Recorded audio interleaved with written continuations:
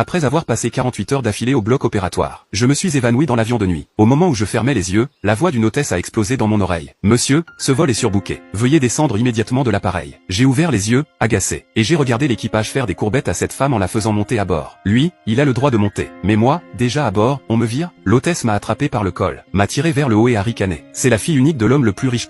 Elle doit se rendre d'urgence à Shang City pour que le docteur fantôme lui sauve la vie.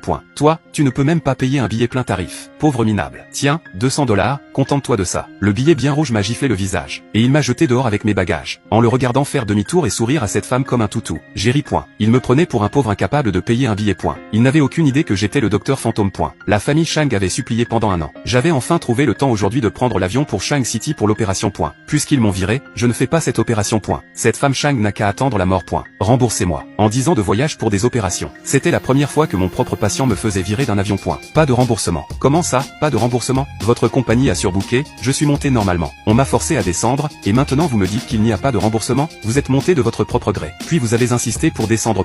Quel rapport avec notre compagnie? Si tout le monde montait, descendait, puis réclamait un remboursement comme vous, comment notre entreprise ferait-elle de l'argent? Pourquoi vous disputez-vous pendant les heures de travail? Le bruit de chaussures en cuir a frappé le sol derrière moi, et la face dégoûtante de cette hôtesse est apparue devant moi.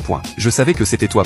Créer des problèmes dans l'avion ne suffisait pas. Maintenant tu harcèles notre personnel. En descendant, son regard a balayé ma chemise, que je n'avais pas eu le temps de changer après des jours de travail intensif. Et il a pincé son nez avec dégoût.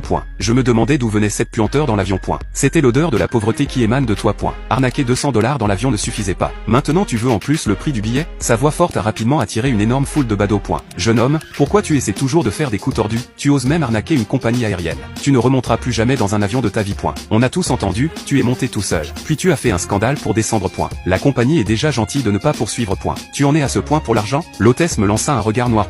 Heureusement que tout le monde comprend à quel point on se donne du mal. Ce n'est rien si notre personnel souffre un peu en service client. Ce genre de choses arrive tout le temps. Les passagers continuaient à chuchoter, leur regard vers moi devenant hostile. J'ai traversé la foule et j'ai attrapé un membre du personnel au sol qui passait. Établis-moi mon formulaire de remboursement tout de suite. Écris clairement que votre compagnie a surbooké et m'a forcé à ne pas embarquer.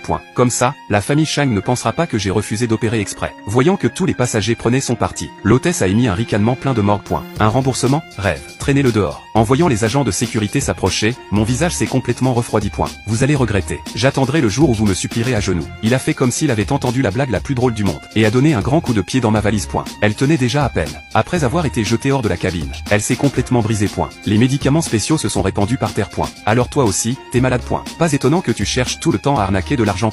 T'es juste un pauvre type à l'article de la mort. Des gens comme toi, ils ne font que gaspiller l'air en restant vivants. Autant crever vite et passer à autre chose. Il a écrasé le pied, réduisant en poudre les médicaments spéciaux. Parfait. La seule dose qui aurait pu aider Shang Yen à survivre.